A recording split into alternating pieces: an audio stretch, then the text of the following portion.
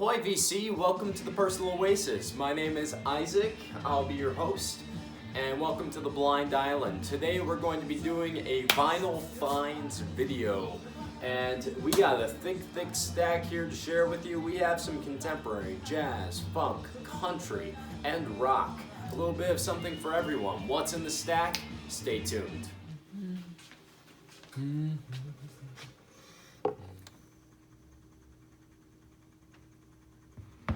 So yeah, it is, back in full swing as far as going to record stores are concerned. And since we moved to a new area, I've been checking out all the newest places and what we have around here. And boy, was there a heck of a haul this past month. I can't wait to share with you everything that we have. So let's get started here. First, I have from Indian Lakes, Everything Feels Better Now. This was released in 2016 from a group that I've actually been following since college, and their sound has changed quite dramatically from their 2009 album, but it is really nice synth post-rock sound with a little bit of an emo edge to it. Comes on a lovely pink vinyl variant. Yeah, I like that quite a bit. And just a really nice kind of synthy, laid-back mood music. I would highly recommend this for any fans of that style of music. And yeah, no regrets in picking this one up. Then I have a dollar bin find from a guy called G. Elvis. It's really strange avant-garde folk rock.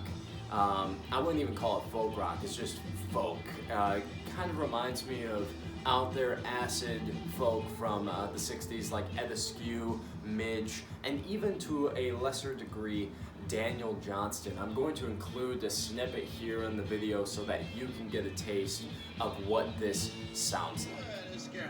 I know you don't know me.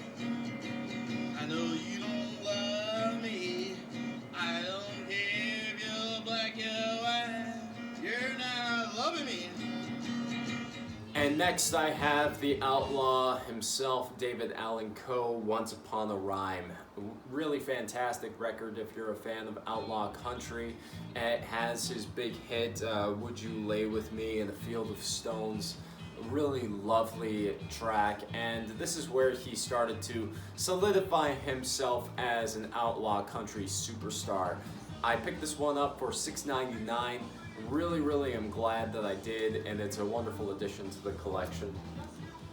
And then next I have an album from a Madison group called Voltress. This is kind of in the vein of The Comet Is Coming, really weirdo, out there, electronic, almost Parliament-infused style jazz music. Very avant-garde and out there. I will include a little bit of a snippet of the sound of this, but this came on a lovely gatefold, along with that G.L. Elvis song. This is a limited edition pressing, only came out on 500 copies.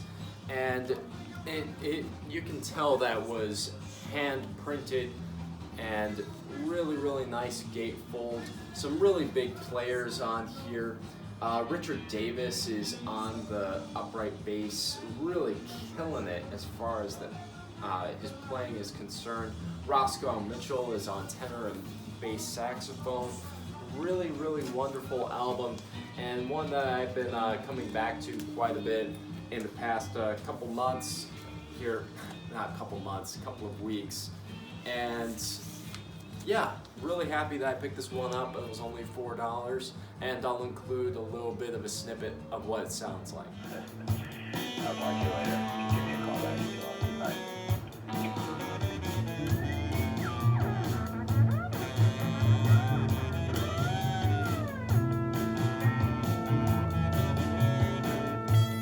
Next, I have the legendary Red Clay by Freddie Hubbard. I'm very happy that I have this album. This kind of rounds out a little bit of my CTI collection, those really, really wonderful fusion funk-based records. This is really, really wonderful funk fusion jazz with Joe Henderson, Herbie Hancock, Ron Carter, and Lenny White joining Freddie Hubbard. And these gatefolds, let me tell you, they are smoking. I freaking love these. Probably the only ones that did it better were Blue Note and Impulse, but I mean, Creed Taylor did start Impulse, so it makes sense because of the gloss, the heavy, thick cardstock that's on it.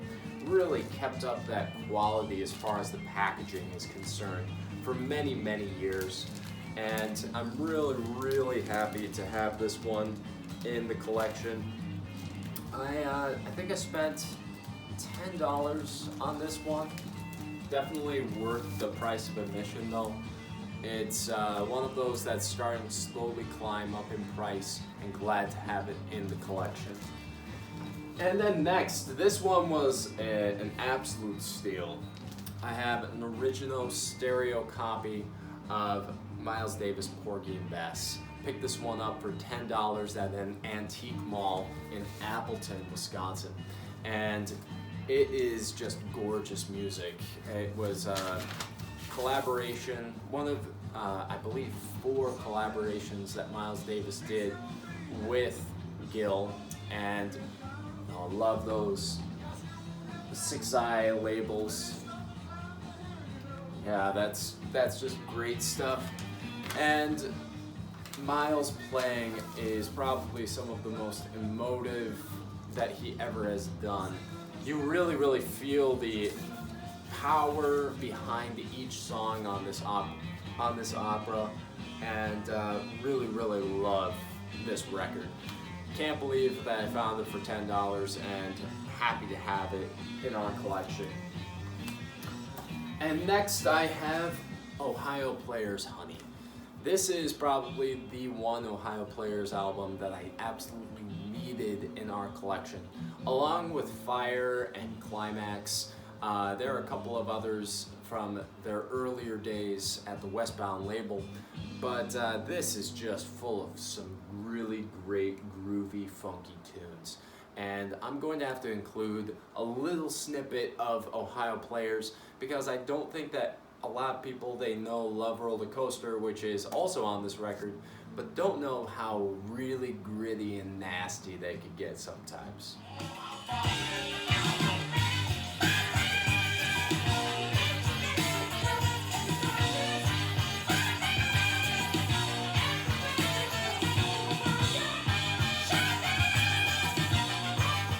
Next I have Joan Jett's Bad Reputation. I picked this one up for $5, really nice to have. This is the second iteration on the Boardwalk label, and just, you know, this is classic. A lot of people don't give Joan Jett the praise that she really deserves for breaking a lot of barriers for women, and really happy to have this one right alongside some others in our collection.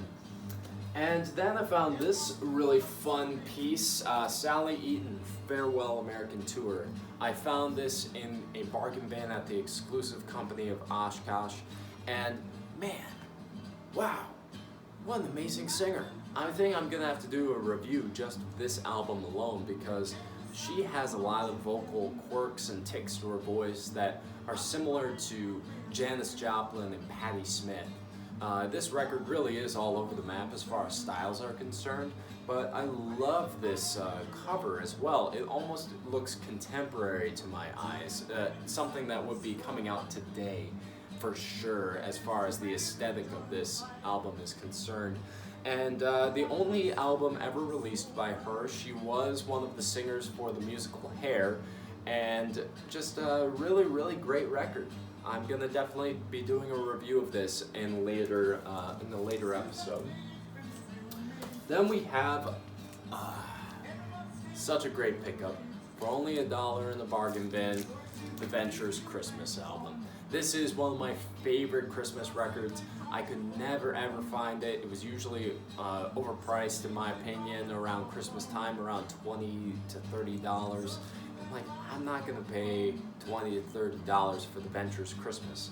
And finding it in the dollar bin at Eroding Winds in Oshkosh was a real treat, and it plays wonderfully. Love, love, love what the Ventures do to these classic Christmas tunes, and it'll probably be a review come Christmas time. Then we have, of course, gotta pick up Queen, A Day at the Races. I am, slowly amassing my Queen collection again. I kind of lost a lot of them and figuring, oh, well, I'll get them again. Then Bohemian Rhapsody came out and now they're outrageously expensive. I picked this one up for $10 at Antique Mall and happy to have it again. Really, really lovely stuff. And has my favorite Queen song on here. Can Anybody Find Me Somebody to Love? Or, I know that's not the title of the song, but that's what my brain is saying to me right now. But really, really great record by a great band. And then I picked this one up for $1, Beach Boys in Concert. And this has to be one of my favorite live albums of all time. It continues to fill out my Beach Boys collection, and their version of Marcella that was found on Carl and the Passions is really, really good. Has this kind of more stomping groove jam feel to it. And the way that they take a lot of their earlier material and fill in what they were doing at the time, because this was released when their album Holland was, and they just sound like they're at the height of their powers creatively. Really, really great production value on this, and if you haven't listened to it, if you've seen it in the bargain bin and passed it over time and time again, highly suggest you pick it up. And then we have, one of my favorite guitarists of all time, Harvey Mandel, the Snake, just ripping it up on here. Really great funky guitar lines and licks on the jazz end, and I love that cover. It's just so snake-like, and it's called The Snake, and I'm definitely going to include a little bit of a snippet from a song on here just so that you can get a taste of how funky it is.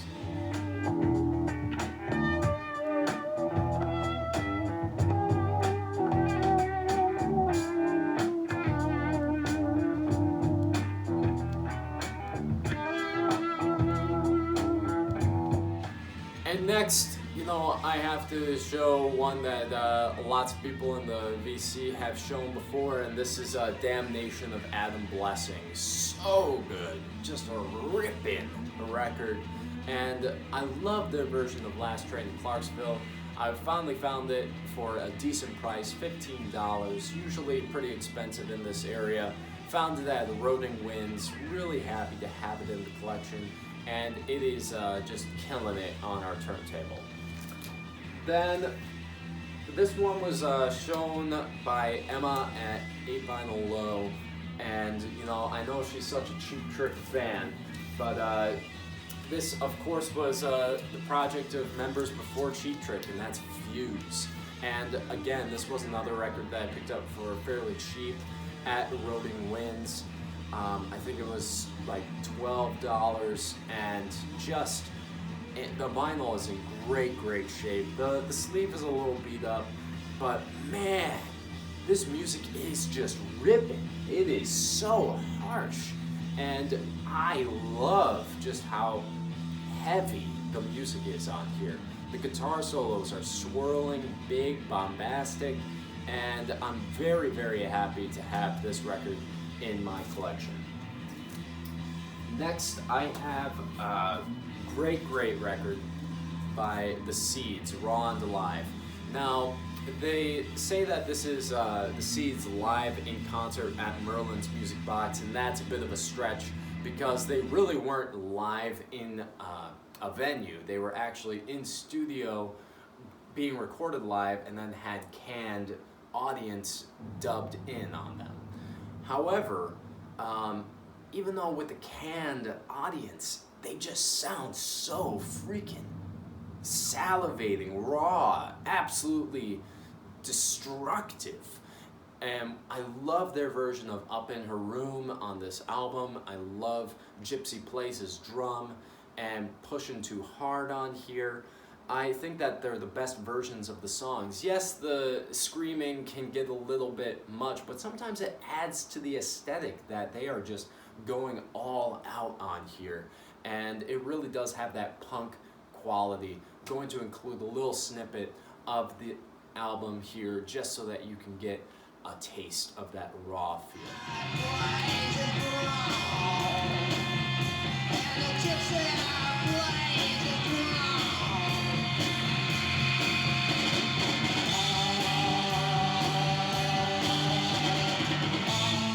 Then we have Cactus Restrictions. I'm very happy to finally be getting some Cactus in our collection.